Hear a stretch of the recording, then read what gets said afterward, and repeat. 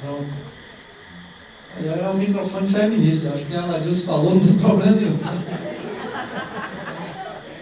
Pois é, então, me parece que dentro dessa pergunta, em relação a como a gente evitar essa afirmação de uma política que, de alguma forma, privilegia a especulação imobiliária, essa questão das operações consorciadas é um mapa, né, do que se quer em relação a áreas extremamente extensas, né? Voltando àquele raciocínio, o que se fez em relação a isso em outras cidades sempre foi algo pontual. Aqui são regiões que estão reservadas aí para o interesse da especulação imobiliária claramente. Então, acho que isso daí é um caminho. Outro elemento importante é a questão de determinados instrumentos. Então, o plano é praticamente omisso, né? Não coloca nenhuma eficácia no instrumento do IPTU progressivo, por exemplo, que é algo importantíssimo para as diversas regiões da cidade, mas especialmente na região do chamado Centro Histórico, né? E a Câmara, inclusive, aprovou recentemente uma espécie de estímulo à especulação, à medida que, de alguma forma, premia os imóveis, né? Os proprietários dos imóveis que estão subutilizados ou sem utilização nessa região aí da Barra, nessa região privilegiada da cidade, o que demonstra que existe, na verdade, um espaço também em outras regiões para que a gente tenha uma população que precisa ser realocada com dignidade em Salvador, né? Nós estamos dando um adensamento popular em determinadas regiões e existe todo espaço para fazer isso, se a lógica não for de afirmação da especulação imobiliária. Então eu deixaria essas duas questões aí para a mesa, como a mesa vê a questão das operações consorciadas e instrumentos como esse, do IPTU progressivo. Dando a palavra para a Gabriela, eu pedi que o senhor Fábio vai ajudar melhor na mesa.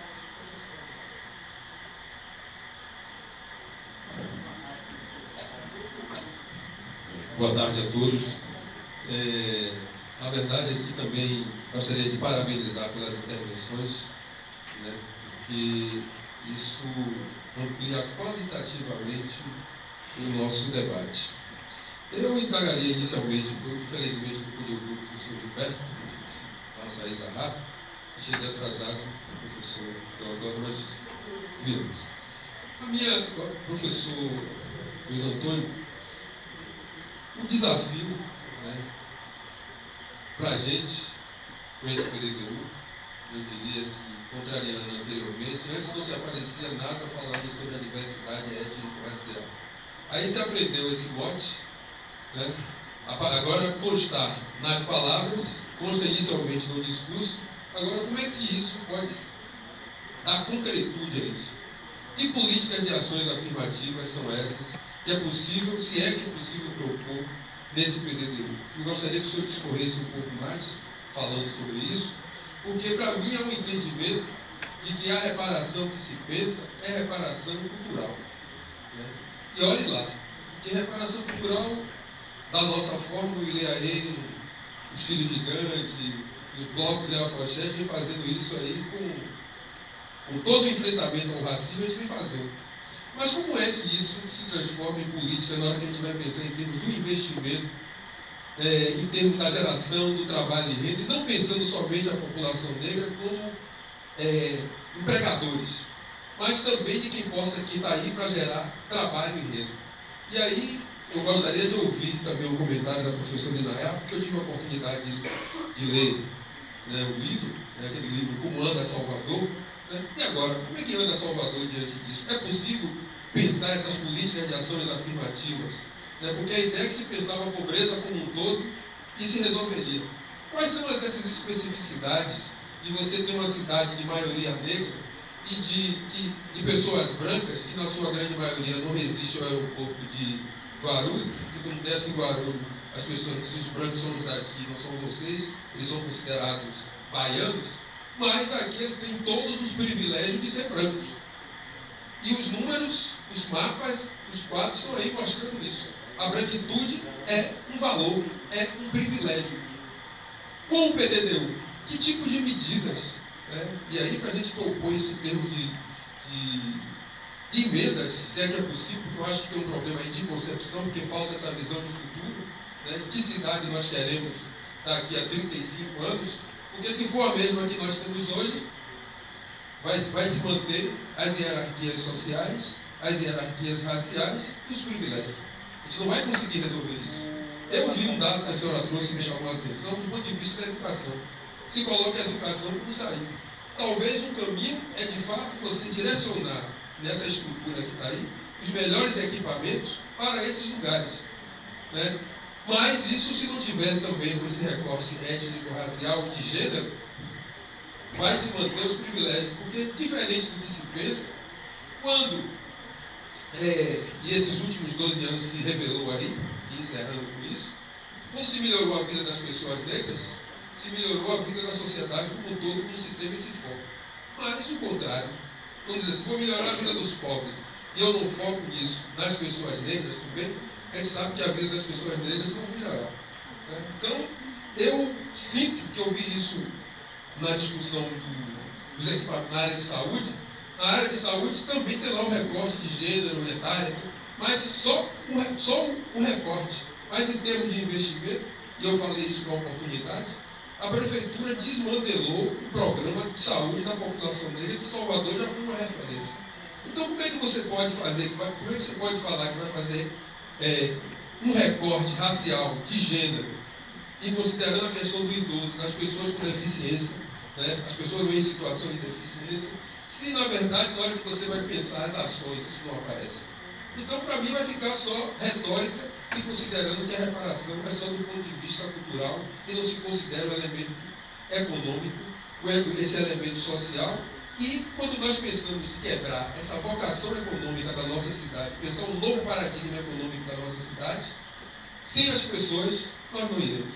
Então, se essas pessoas, é essa a maioria negra, né? Então a gente tem que entender que políticas de ações afirmativas não são políticas exclusivamente, ou como se pensa inicialmente, de reparação cultural.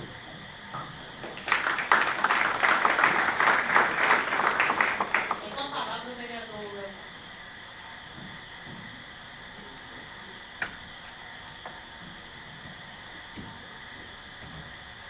Queria dar uma boa tarde a todos, agradecer aqui ao Ministério Público, na pessoa da promotora Hortência, saudar todos os meus colegas na figura do presidente Arnaldo Lessa, que vai ter até que sair porque está numa sessão especial lá na Câmara, e do líder do governo, José Val Rodrigues, além do que eu falei, minha saudação toda especial a esse exemplo de resistência de homem público, que aos seus 89 anos é um dos vereadores mais disciplinados da Câmara de Vereadores, me refiro ao governador da Bahia, Valdir Pires.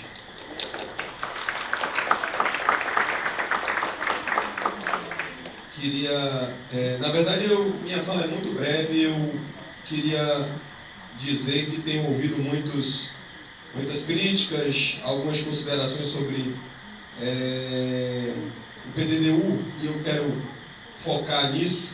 Sobre os palestrantes, eu queria fazer duas perguntas. Primeiro, ao doutor Eliodoro Sampaio. E a minha pergunta, doutora Hortência, Cal vai falar ainda ou vai? Certo. Então, vou me concentrar nas duas perguntas a Eliodoro primeiro, já que Cal ainda não falou. Primeira pergunta, ele fala na questão da operação consorciada, né? Da operação urbana consorciada.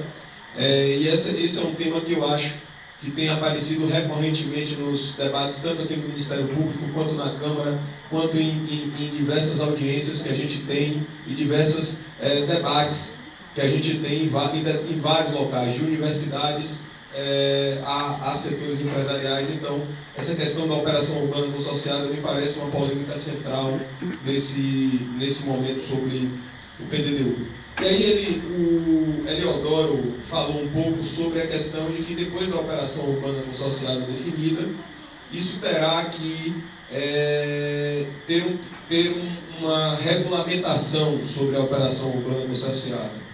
A minha pergunta eu sou engenheiro de formação, não sou jurista, se ele também tiver essa informação, essa regulamentação, a lei determina que deve ser por projeto de lei encaminhado à Câmara, ou o Poder Executivo que fica determinado a fazer tipo um decreto. E aí, isso é uma pergunta-chave que eu estou fazendo, porque me parece um ponto importante do ponto de vista até do que eu vejo aqui no documento que eu recebi, do controle social e do próprio controle democrático na Câmara. Depois, sobre a questão da área do entorno da linha viva, eu acho que essa também foi uma questão que você trouxe, que eu gostaria que você explicasse, mas você me botou ali, me parece uma espécie de poligonal ao lado da linha viva.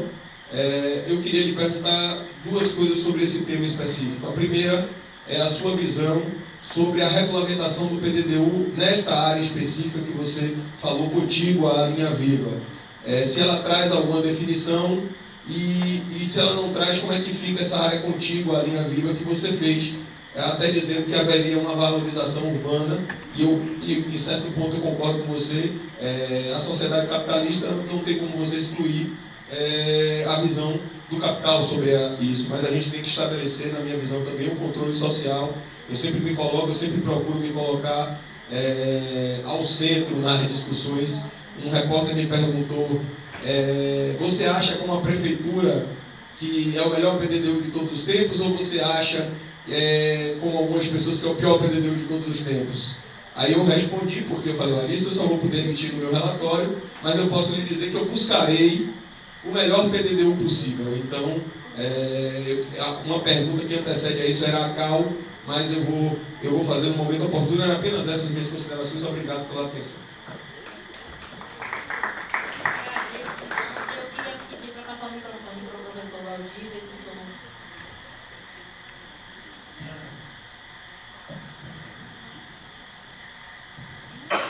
Eu gostaria aqui, sobretudo, de dizer assim o meu apreço por essa posição e esse trabalho do Ministério Público, que dá uma contribuição extraordinária à tentativa de nós virmos a obter um projeto para Salvador. Doutor Hortência, eu quero parabenizá-lo e parabenizar o Ministério Público e a todos quantos falaram aqui e nos dão uma orientação, nos ajudam a pensar a globalidade das dificuldades de nós termos em Salvador uma sociedade que seja efetivamente democrática. Em Salvador e no Brasil, não é a nossa cidade, a grande luta de nós todos, é a luta de construirmos no nosso país cidades que sejam cidades acolhedoras, abrangentes e capazes de serem mobilizadas para que nós tenhamos um país que chegue ao desenvolvimento e que chegue a uma integração social completa, que permita que toda a população tenha a possibilidade de exercer as suas funções, de ter as suas esperanças, de construir uma realidade social e política para todo o povo. E nas vezes em que eu estive aqui, observei, senti, e por isso mesmo quero parabenizar o Ministério Público pelas sucessivas e insistentes participações admiráveis, quando nós não temos propriamente ainda dentro dos executivos, hoje distantes, muitas vezes, das realidades sociais que são tão graves em nosso país e em nosso Estado. De modo que eu cumprimento o Ministério Público, eu cumprimento todos aqui por estarem participando dessas nossas ambições naturais e legítimas de podermos vir, num determinado instante, a construir um projeto de realização da cidade bonita, da cidade capaz e da sociedade abrangente de Salvador para todo o seu mundo.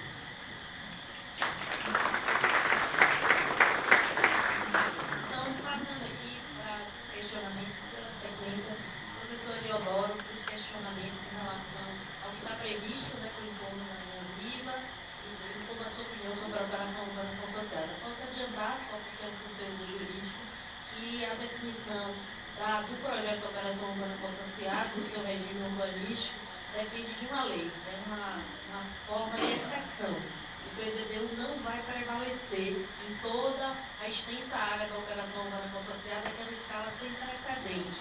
Toda aquela área será a cidade da exceção, a ser disciplinada posteriormente. Eu acho que é uma carta branca muito preocupante, o que pese depender de lei. O PDDU, então, é mais proeminente, mais eminente, ele tem que deixar isso definido, amarrado, para não abrir essas brechas tão longas. Só dependeria de uma lei futura. Para o questionamento de Léo, que ele falou, do vereador. Foi não, por favor, desculpem, obrigado pelas perguntas, porque esclarece o nosso raciocínio. Eu vou citar aqui um autor que alguns podem conhecer, o pessoal da área social, mas existe uma teoria sobre o estado de exceção.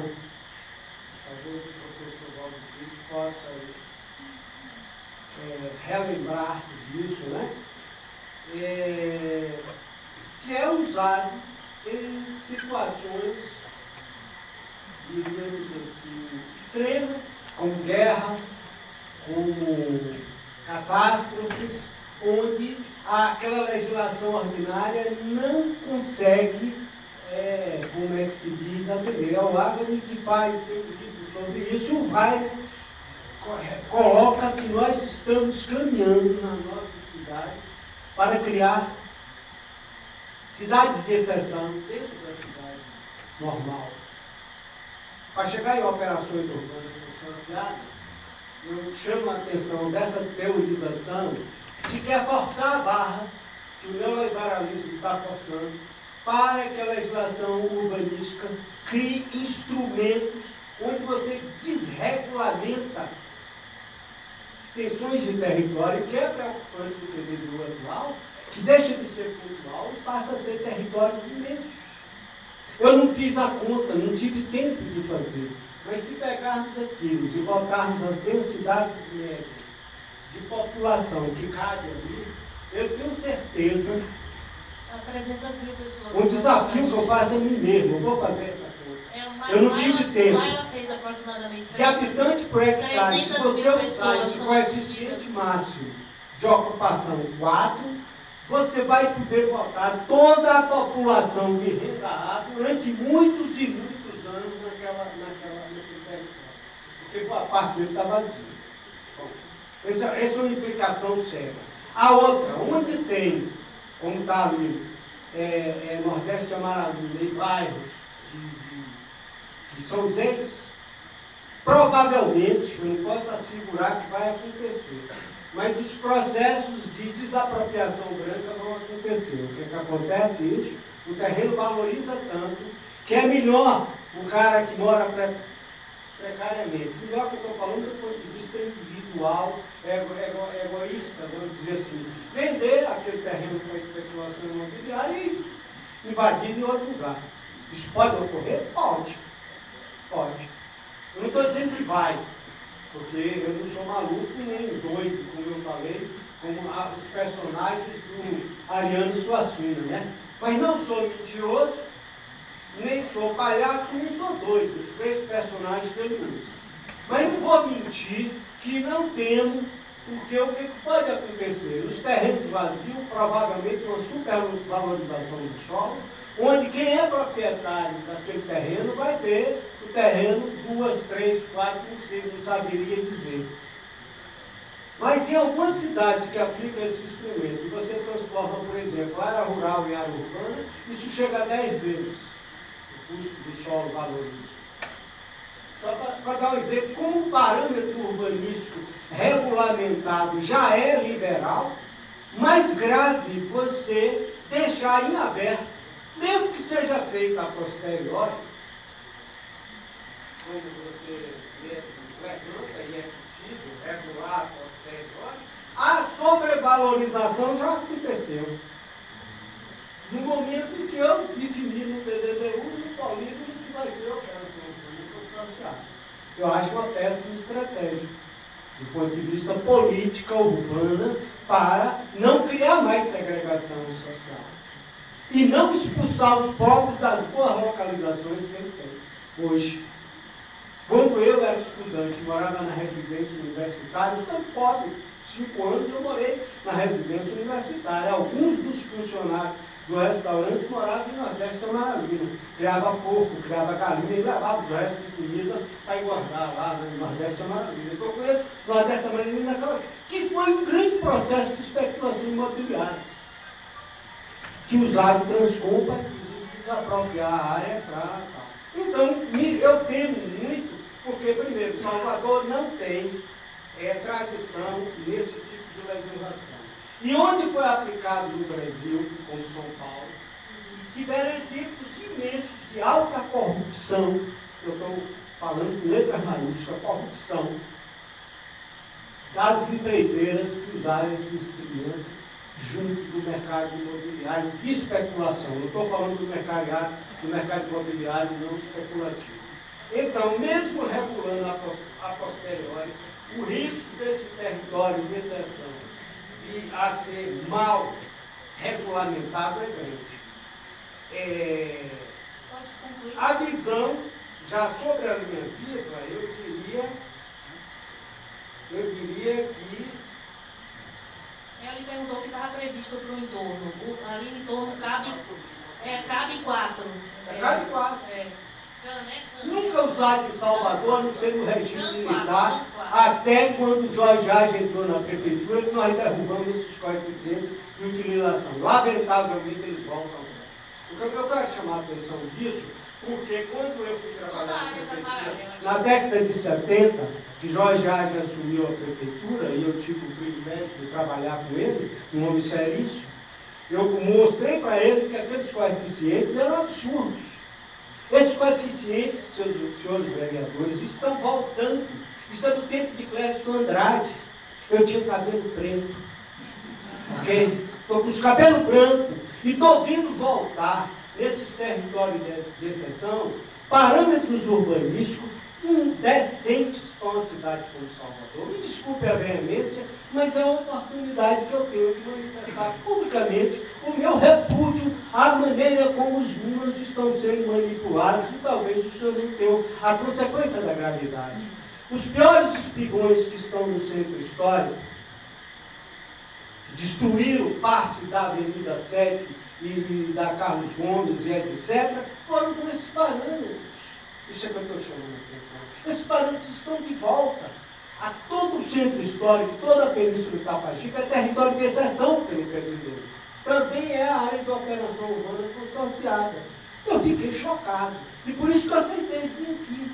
Porque quando o Ministério Público, eu estou colocando a minha experiência a favor disso. Isso é um estudo que se pode fazer com 60, 90 dias para descobrir quais são os parâmetros decentes para essas regiões. Esses parâmetros que estão aí não são decentes, são imorais e permitirão um nível de especulação que voltará ao regime militar. Isso é de uma responsabilidade ou de uma irresponsabilidade tremenda. Não sabe o que é fazer. Então, vereador, eu faço um apelo que vocês, e conta com toda a minha boa vontade, eu não tenho partido político. Nunca tive. E quando era estudante, que ia para a rua e corria da polícia e tomei muita porrada na Avenida 7, eu quero dizer para o senhor o seguinte, desconfio muito da cultura brasileira, dos partidos, que nesses momentos tentam manipular. Por isso que eu acho um momento inadequado para discutir esse PDD1 e essas questões. Porque meu receio é politizarem isso e virar um Davi, quem é contra e quem é a favor. Por isso que eu não fui à frente. Foi uma estratégia. Agora a linha viva, não tem aqui. E eu preciso falar da linha viva. A linha viva, a imagem que eu faço é um estupro ao meio ambiente dessa cidade. Ok? Estupro. Eu contei no mapa que eu mostrei ali.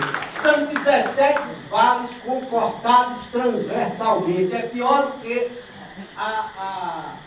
o estrago que a Avenida Paralela fez, que nunca teve nenhum plano. É um plano bolado pela iniciativa privada. Sim, nós sabemos os autores. Eu os conheço, inclusive quem fez o projeto. Não é do ramo, correto? Não sabe projetar um grade.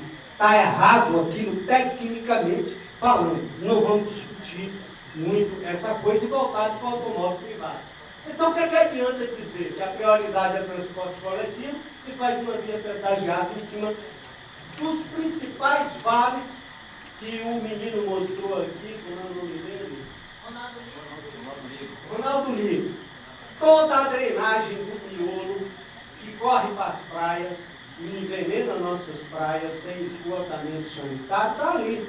A linha viva vai cortar tudo isso no sentido transversal. Aí, como eu sou sertanejo, eu pensei assim, um cuscuz, um bocado de cuscuz cortado, tirou a talha e vai passar ali no meio. Sabe por quê? Porque embaixo tem um território que é domínio público, que é a linha de transmissão da Chesf, e não vai se pagar, a empresa não vai pagar nada por isso.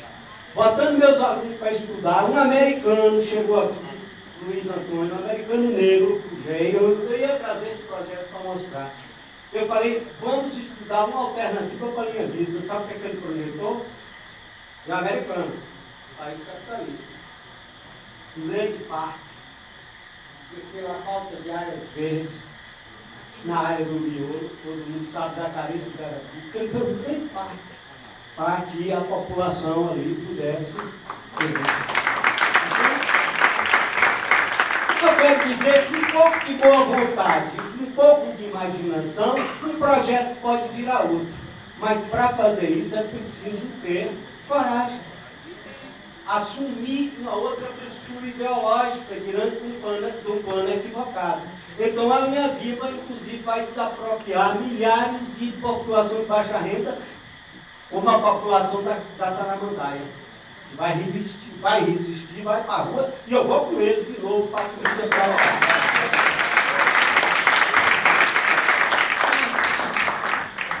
Eu agradeço, então, a intervenção, espirituosa, apaixonada, do professor Leodoro, mas muito coerente mesmo, é não a linha viva, não a operação urbana consociada, é coeficiente de aproveitamento máximo no entorno da linha viva, na área da Paralela, o que ele mostrou ali é 4.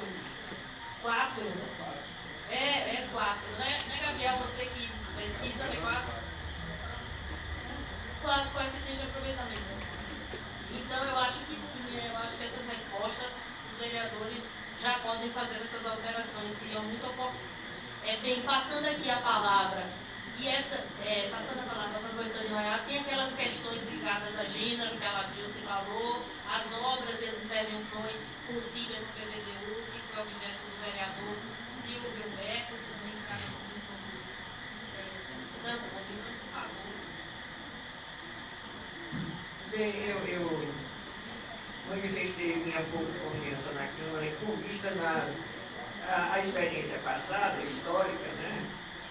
Lembro da PVDU de João Henrique, mas sempre há uma esperança. Sempre há uma esperança. Então eu espero que dessa vez a história seja diferente, porque vamos lembrar que tem uma contradição. A básica, no plano da base econômica, o turismo é colocado como uma das fontes básicas de emprego e renda para Salvador. Então você não pode estragar essa cidade, nem que seja para não afastar os turistas. Né?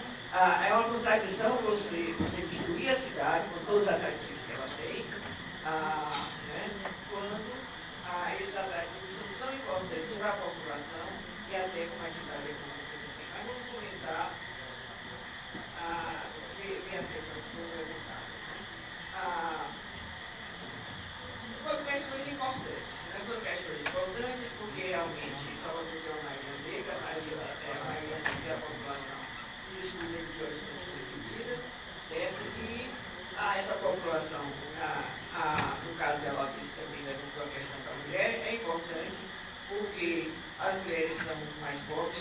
principalmente no caso das famílias chefiadas por mulheres, há estudos que mostram que essas são as famílias que dispõem de condições mais precárias.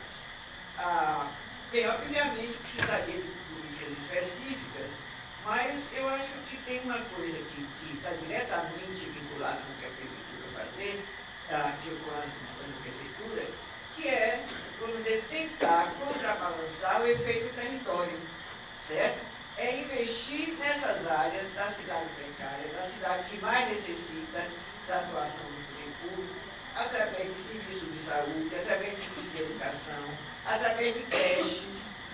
Creches é uma questão fundamental para mulheres que têm filhos pequenos e às vezes são chefes de família, né? Às vezes, não, muitas vezes são chefes de família e não podem trabalhar porque não tem com quem deixar os filhos.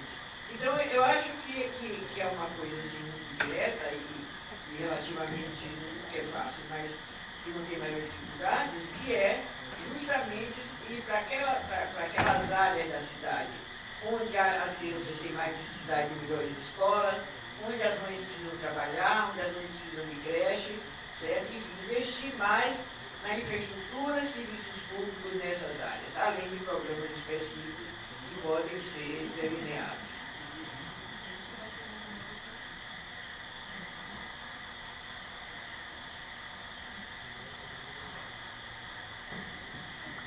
Amigo, né? Veja só, eu acho que, quando você pergunta assim, que política de ações afirmativas, eu acho que tem algumas questões de princípio. A minha pergunta primeiro é o seguinte: aonde foram empregados 6,8 milhões pagos pela prefeitura por esse plano a um grupo que iria alimentar com subsídios? É muito dinheiro. É muito dinheiro. É um volume fantástico de dinheiro. E se fosse aplicado um terço num pool de 2 ou 3 universidades públicas, seguramente se daria para fazer todos os trabalhos que nós estamos comentando aqui, né? Equipar universidades e centros e laboratórios. Então, para mim, é a primeira questão. A segunda é o seguinte: uma opção técnica. Né? Nós não temos esse olhar por uma opção técnica, que é ideológica também. Né? E aí tem a metodologia da omissão. Se não quer enfrentar um problema, faz o quê? Considera que ele não existe.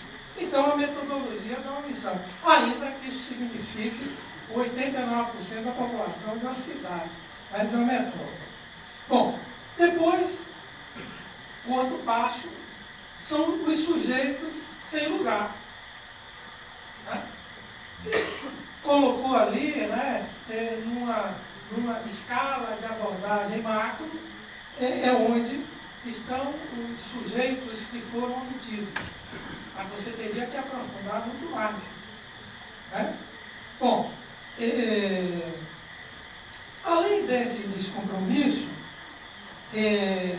que acaba por agravar o processo de segregação territorial, favorece uma coisa que eu sempre estou ouvindo, que eu reformulo, que é a história da insegurança jurídica. Né? Ora, a insegurança jurídica é porque retrai a atenção dos especuladores imobiliários, porque eles exigem parâmetros cada vez mais e que facilitem mais o processo de especulação. Eu nunca vi ninguém falar da insegurança cidadã. São 80% da população transitando num quadro de insegurança cidadã. Para não dizer que eu estou querendo ficar só no discurso, veja só, vereador, título 7 do documento da própria lei do plano, da infraestrutura, equipamentos e serviços urbanos básicos. Isso é fundamental para qualquer cidade. São 16 páginas. E a gente não sabe de onde saíram os estudos para educação, saúde, né? Segurança pública. De onde é que saíram os estudos que acabaram por gerar esses capítulos e esses itens que estão aqui, aparentemente abordando essas questões, tratando dessas questões? Né? A gente não sabe, até porque aqui, o de saúde tem meia página. O de educação, 1,5. O de assistência social, 1. O de lazer, recreação e esporte, 1. O de segurança alimentar e abastecimento alimentar, 1. Iluminação pública, 2, desculpe. Serviços funerários, cemitério, 1. Defesa civil, meia. Segurança pública, 1. Utilização da energia, meia. Das telecomunicações, meia. É isso que está aqui. Agora, eu acho que tem coisas que vejo como viáveis, inclusive, a elaboração. E uma delas é o seguinte: existe um Plano Nacional de Prevenção de Desastres, né?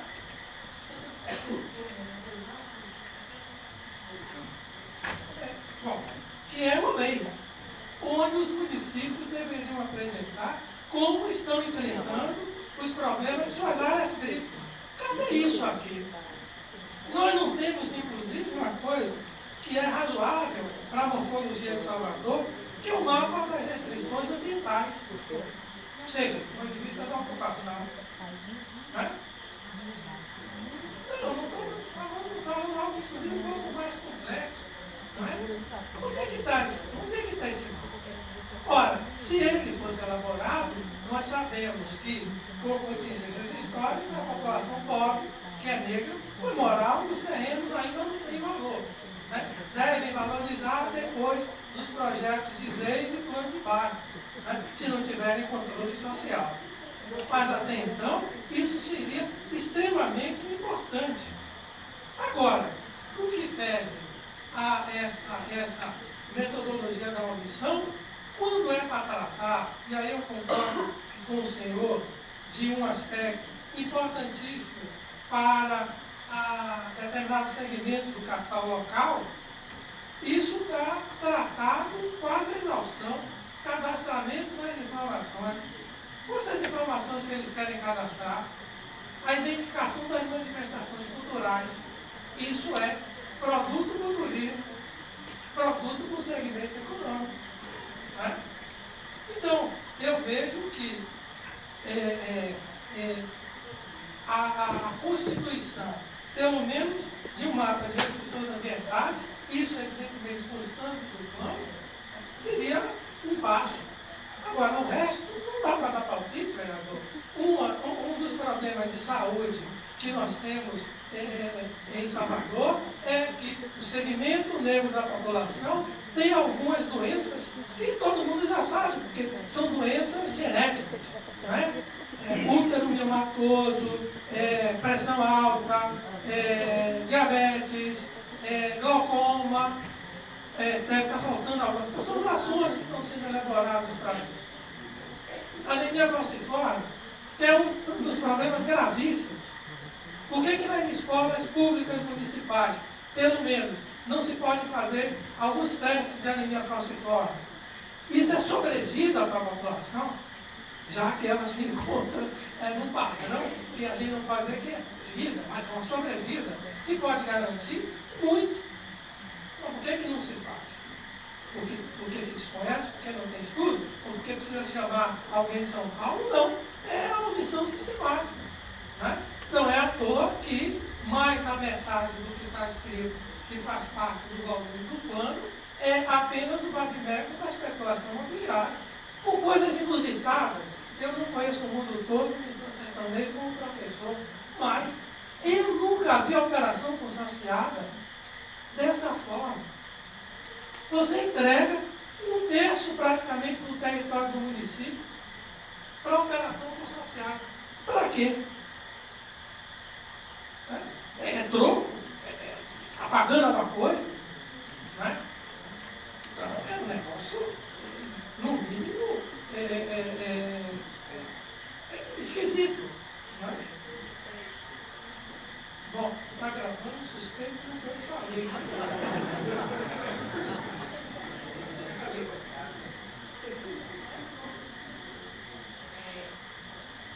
Realmente, para a região do miolo do subúrbio ferroviário, onde está a população negra, o PL, na maioria, não prevê praticamente nenhuma intervenção. Eu tive o cuidado aqui de consultar a Gabriel e a gente fez uma revisão. Você tem a 29 de março e a Gal Costa, mas elas estão previstas desde 1979. Né? Na verdade, estou certo, professores?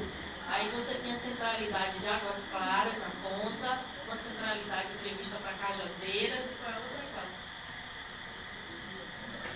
E depois tem os dois, o Parque dos Oitis, e me parece que mais nada, né, Gabriel? Esqueci alguma coisa? Não, né? Então, realmente, o PDDU ele é bem tímido em intervenções significativas na área do meio e do subúrbio ferroviário, onde está a população negra. Então, vamos pensar em emendas para ter intervenções significativas nessas áreas, mas como sem estudo técnico para respaldar uma emenda conscienciosa. Então, bem, eu estou com um problema aqui. A gente tem mais 3 pessoas para falar e eu tenho aqui 10 pessoas inscritas. A minha sugestão é, poderíamos seguir, a pergunta ficou final, a gente abre para 5, ou o que é que vocês acham?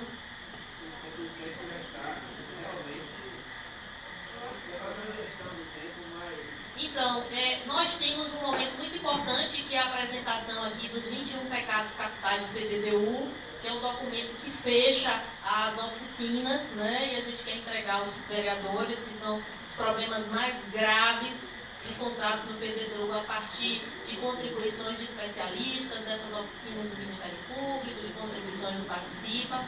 E também eu queria fazer um outro fechamento em relação ao que o Ministério Público vai encaminhar. A partir da conclusão das oficinas e qual a postura do Ministério Público em relação à questão do PDDU. Então, podemos seguir ou abro para 5 perguntas? Como é que vocês querem? Seguir? Então, tá bom. Então, de logo eu passo... Certo, combinado. Vamos passar...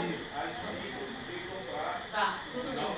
Sim, então eu vou passar a palavra já para Tiago aqui, ele vai falar sobre aspectos das disposições transitórias do PL, que às vezes passam meio despercebidos, são disposições transitórias, mas que são relevantes e vão ter valor de lei no momento da aprovação do PL. Então, por favor, Tiago, obrigado já pela